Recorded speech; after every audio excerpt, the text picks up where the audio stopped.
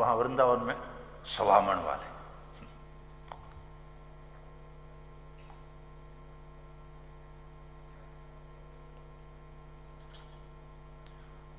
तो वहां पुलहाश्रम में पत्थर के रूप में, बद्रिकाश्रम में पहाड़ों के रूप में, पुष्कर में पानी के रूप में और नैमिषारण्य में पेड़ों के रूप में परमात्मा प्रत्यक्ष है।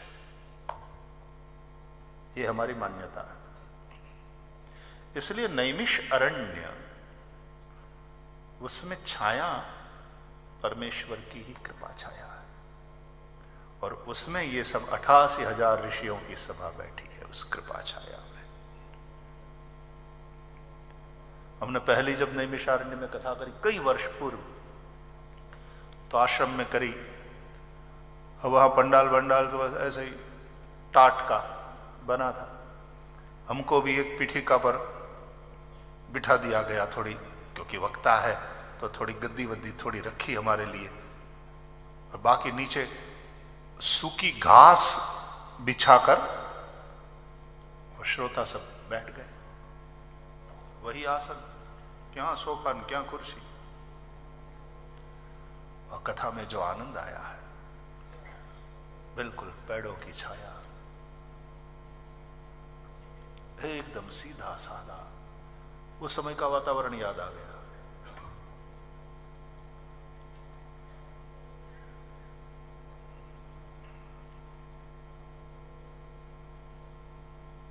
नैमिषारण्य, अभी फिर से ठाकुर जी ने बुलाया है, नैमिषारण्य में कथा होने वाली, फिर एक से चौथी कथा होती है, चौथी। हाँ, देवाई गई, करो तैयारी।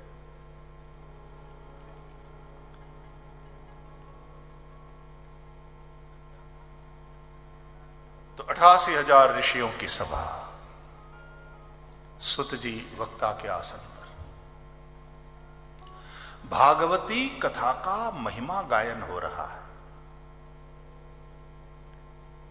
एतस्माद् अपरम किंचिन मनः शुद्ध्यै न विद्यते। और इसलिए ऋषियों, जन्मांतरे भवेत् पुण्यम तदा भागवतम लभेत्। Don't take it for granted कि आयोजन हो गया और हम आ गए और बैठ गए। जी नहीं, आप बुलाए गए हो। We all are chosen ones, and he is very choosy, believe me. उसने जिसको चूज किया है वही आकर के बैठे। क्यों? ये श्रीमद् भागवत श्री कृष्ण का ही वांग्मय स्वरूप है, और तुमको बुलाया गया क्यों? कृष्ण ने कहा, भागवत रूपी श्री कृष्ण ने, come meet me, sit in front of me, I want to talk with you.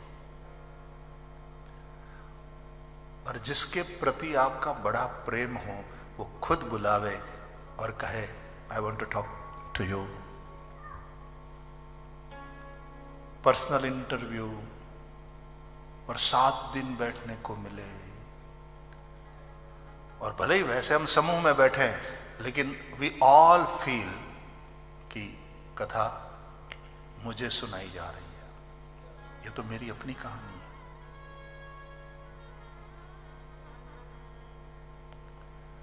हमें अपने सारे प्रश्नों के जवाब मिल जाते हैं कथा में। कभी कभी तो लोगों को लगता है कि इनको कैसे पता कि I am passing through, going through this types of problems, और ये मिल गया जवाब। ये चमत्कार श्रीमद् भागवत का है। तो वैसे सब बैठे हैं इतनी बड़ी संख्या में, लेकिन ऐसा लग रहा है कि जैसे पर्सनली कहा जा रहा है। श्री कृष्ण सभी के साथ 1 to 1 बात कर रहे हैं। So he is very choosy, believe me. वो जिसको चूज करते हैं इसलिए मैं कहा करता हूं कई वर्षों से कि इलेक्शन जब होते हैं तो जनता जिसको सिलेक्ट करती है, इलेक्ट करती है, वो इलेक्ट हुए हुए लोग लोकसभा में जाकर बैठ जाते हैं, एमपी बन जाते हैं। लेकिन यहां तो भगवान जिसको सिलेक्ट करते हैं, यहां इलेक्शन नहीं है, यहां सिलेक्शन है, और भगवान जिसको सिलेक्ट करते हैं वे आके सत्संग सभा में बैठ जाते हैं। तो ये भगवान की कृपा है। जन्मांतरे भवेत् पुण्यम तदा भागवतम लभेत। सुखदेव जी जब राजा परीक्षित को कथा सुनाने के लिए तैयार हुए और स्वर्ग के देवता हाथ में अमृत कुंभ लेकर के आए, सुखदेव जी को वंदन किए और कहा कि महाराज, परीक्षित राजा को 7 दिन में तक्षक के डसने से मृत्यु का शाप है। सुनकर हम दौड़े चले आए, ये अमृत लेकर के, ये रहा उपाय, पिला दीजिए परीक्षित को। 7वें दिन क्या, उसको कभी भी नहीं मरना पड़ेगा, वो अमर हो जाएंगे। सुखदेव जी मुस्कुराए, वे जानते हैं देवताओं को, लालो लाभ वगर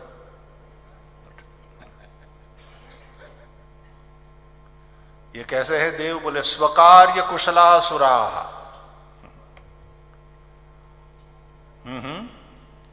गुड आइडिया, वंडरफुल। हम पिला देते हैं परीक्षित को। फिर बोले महाराज, फिर ये जो कथा आप परीक्षित को सुनाने जा रहे हैं, वो कथामृत हमको पिलाइए। एवं विनिमये जाते राज्ञा सुधा प्रपीयताम प्रपास्यामो वयम सर्वे श्रीमद् भागवतामृतम। अपने गुजराती भाषा में कहू है तो सुखदेव जी उपहास पूर्वक हस्या और पछी बोल्या अपने गुजराती भाषा, जाओ जाओ हवे हाली हूं निकल्या। क्व सुधा क्व कथा लोके क्व काचा क्व मणिर्महान। कहां अमृत, कहां कथामृत? अमृत के बदले में कथामृत चाहते हो, कांच के टुकड़े के बदले में मूल्यवान मणि चाहते हो हमसे। हमको बेवकूफ समझा और व्यापारी समझा? बेचने बैठे हैं या बांटने बैठे हैं? और व्यापारी भी मूर्ख व्यापारी समझा है कि तुम्हारे कांच के टुकड़े के बदले में ये मूल्यवान मणि दे दे। देवताओं, तुम्हारा अमृत जो पीवे वो अमर हो जाता है, हो जाता है, होता होगा। लेकिन कथामृत जो पीता है वो अभयत्व को प्राप्त कर लेता है। और अमरत्व से अभयत्व श्रेष्ठ है। भय मृत्यु का दूसरा नाम है। जीव भय से मुक्त होना चाहिए। और ये तुम्हारा अमृत जब समुद्र मंथन से प्रकट हुआ तो तुम लोगों में और दैत्यों में संघर्ष हो गया अमृत को लेकर के। यह जब उत्पन्न हुआ तब से ही संघर्ष, लड़ाई झगड़ा टंटा फिसाद ये सब उत्पन्न हुआ इसके साथ साथ। और ये कथामृत जहां संघर्ष है वहां शांति का स्थापन करता है। तुम्हारा अमृत दीर्घजीवी बनाता है, लेकिन यह कथामृत दिव्य जीवी बनाता है। तुम्हारे वाला अमृत समुद्र मंथन से प्रकट हुआ, लेकिन ये वाला अमृत महापुरुषों के हृदय के मंथन से ये कथामृत प्रकट होता है। अभक्तांस्तांश्च विज्ञाय न ददौ स कथामृतम। तुम्हारा अमृत जिस किसी के हाथ लग जाए पी सकता है। सूरज और चंद्रमा के बीच में राहु देवता का रूप लेकर के पंक्ति में बैठ गया, पी लिया। अचानक शोरगुल हुआ, दैत्य है, दैत्य है, धोखा धोखा, देव बनकर के बैठ गया है। और तुरंत मोहिनी भगवान ने चक्र छोड़ा, काट दिया राहु का सिर। लेकिन अमृत चख लिया ना। देवताओं की पंक्ति में नीचे वाला राहु और ऊपर वाला केतु एक ने बदले बेनी पूजा करवी पड़े। बोलो हवे, नहीं तो एक में तो पतक आ तो बेनी 8 आहुति पड़े ग्रह शांति में। 8 पड़े ने भाई। हाँ? राहवे स्वाहा इदम राहवे इदम नमः केतवे स्वाहा। जिस किसी के हाथ लग जाए पी सकता है ये अमृत, लेकिन कथा अमृत वही पी सकता है जन्मांतरे भवेत पुण्यम तदा भागवतम लभे।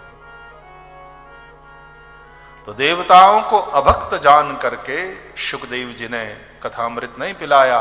वो जो भक्त है, जो सुयोग्य है, सुपात्र है, उस राजा परीक्षित को कथामृत पिलाया और उस कथा अमृत पान से केवल 7 ही दिन में महाराज परीक्षित की मुक्ति हो गई। सुनकर ब्रह्मा जी को बड़ा आश्चर्य हुआ, मुक्ति इतनी सस्ती।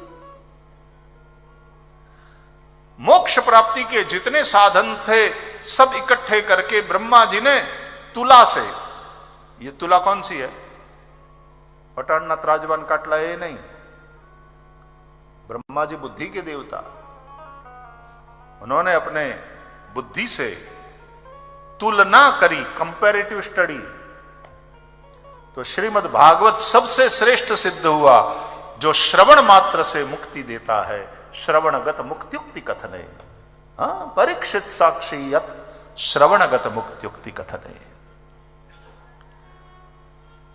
तो कथा कहती है कि यमुना के तट पर भक्ति देवी रो रही थी। उसके दोनों पुत्र ज्ञान और वैराग्य वृद्ध, अशक्त और सुषुप्त पड़े थे। भक्ति देवी दुखी थी। तब भक्ति मार्ग के आचार्य देवर्षि नारद भक्ति के दुख को दूर करने का, ज्ञान वैराग्य को जगाने का और ज्ञान वैराग्य समेत भक्ति को गेहे गेहे जने जने स्थापन करने का संकल्प कर लेते हैं। आकाशवाणी हुई, आपका उद्यम सफल होगा, एतदर्थ आप सत्कर्म करो। सत्कर्म क्या, संत महानुभाव समझाएंगे। वो किसने समझाया? बद्रिकाश्रम में जब पहुंचे तब सनत कुमारों ने समझाया कि सत्कर्म सूचको नूनम ज्ञान यज्ञ स्मृतो बुधैहि। सत्कर्म सूचक है ज्ञान यज्ञ, आप श्रीमद् भागवत ज्ञान यज्ञ करो। और सनत कुमारों को लेकर के देवर्षि नारद गंगा के तट पर आए। सनत कुमारों के ही सुझाव के अनुसार गंगा द्वार समीपे तु तटम आनंद नामकम, और वहां पर कथा का आयोजन हुआ। सनत कुमार स्वयं वक्ता है, नारद जी आयोजक हैं, और अनेकानेक ऋषि मुनि, भृगुर वसिष्ठश्च वनश्च गौतमो मेधातिथिर देवल देवरातौ, अनेकानेक ऋषि विरक्त शिष्य समुदाय के साथ और गृहस्थ परिवार जनों के साथ उपस्थित हुए। सभी तीर्थ वहां पर आए, क्योंकि जहां भगवान की कथा चल रही होती है वहीं सकल तीर्थ होते हैं। तत्रैव गंगा यमुना त्रिवेणी। जैसे ही सनत कुमारों ने कथा का प्रारंभ किया, गंगा जी के तट पर और जमुना जी के तट पर सोए हुए ज्ञान वैराग्य जागृत हो गए। कली के प्रभाव के चलते ज्ञान वैराग्य सो गए थे, वे जागृत हो गए। न केवल जागृत हो गए, उनका बुढ़ापा चला गया, तरुण बन गए दोनों। और देखकर माता भक्ति देवी युवती बड़ी प्रसन्न, और भगवान नाम संकीर्तन करते करते ज्ञान वैराग्य भक्ति सकल तीर्थ सब के सब जहां कथा चल रही थी वहां पर पधारे। ताम चा गताम भागवतार्थ भूषाम सुचारुवेशाम ददृशु सदस्या कथम प्रविष्टा कथमागतेयम मध्ये मुनीनाम इति तर्कयन्तः। कौन है, कैसे आई? तो भक्ति देवी ने कहा, महाराज कली में प्रणष्ट हो गई थी मैं, आज आपके कथा रस ने मुझे पुनर्जीवन दिया है। कली प्रणष्टा भी कथा रसेन। मैं दौड़ी चली आई हूं यहां, जहां कथा हो रही होती है वहां का वातावरण मुझे बहुत अच्छा लगता है, वहां बसने का मन करता है, लगता है वहीं रहूं, रहूं महाराज? अरे बोले देवी तुम्हारे लिए तो ये सब हो रहा है, कहां बैठूं प्रभु?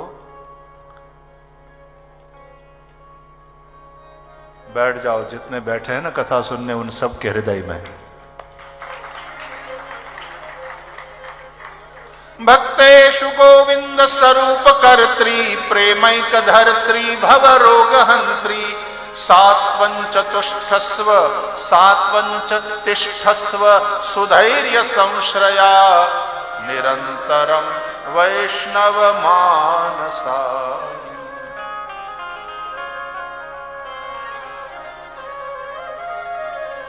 और जैसे ही सभी श्रोताओं के मन में भक्ति देवी विराजमान हुई और भक्ति के आते ही सबके मन निर्मल हो गए। अथ वैष्णव चित्तेषु दृष्ट्वा भक्तिम अलौकिकीम निजलोकम परित्यज्य भगवान भक्तवत्सलः। और तुरंत भगवान अपने धाम को छोड़ करके आविवेश स्वभक्तानाम हृदयान्यमलानि च, सब भक्तों के निर्मल हुए हृदय में भगवान ने प्रवेश किया। दिव्य कथा हुई।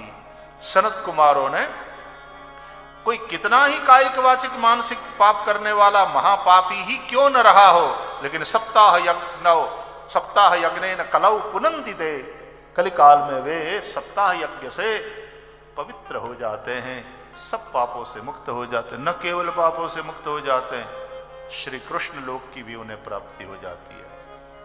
ऐसा हुआ है? बोले हुआ है। अत्र ते कीर्तयिष्याम इतिहासं पुरातनम। सनत कुमारों ने कहा एक पुरातन इतिहास सुनो, कहकर के उन्होंने वंस अपॉन अ टाइम, इतिहास की बात है ना,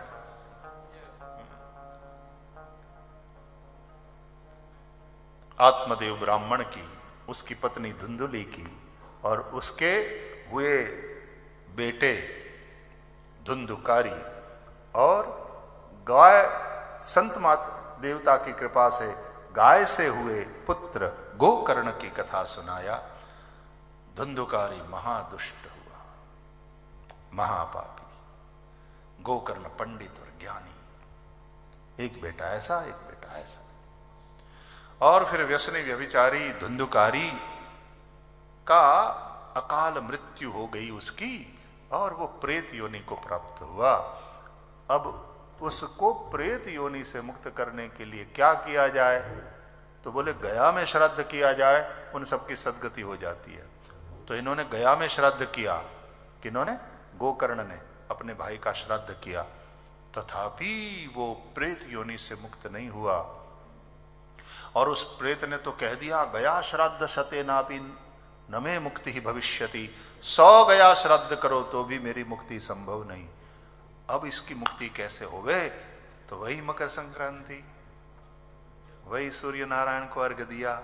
गायत्री की उपासना करने वाले गोकर्ण ने सविता देव से पूछा कि 100 गया श्राद्ध से जिसकी मुक्ति संभव नहीं, उसकी मुक्ति का उपाय बताओ हे सूर्य नारायण। तब सूर्य नारायण ने कहा, बुद्धि में प्रकाश किया, क्योंकि धियो यो नः प्रचोदयात् कहते हैं ना, तो सूर्य नारायण ने बुद्धि में प्रकाश किया।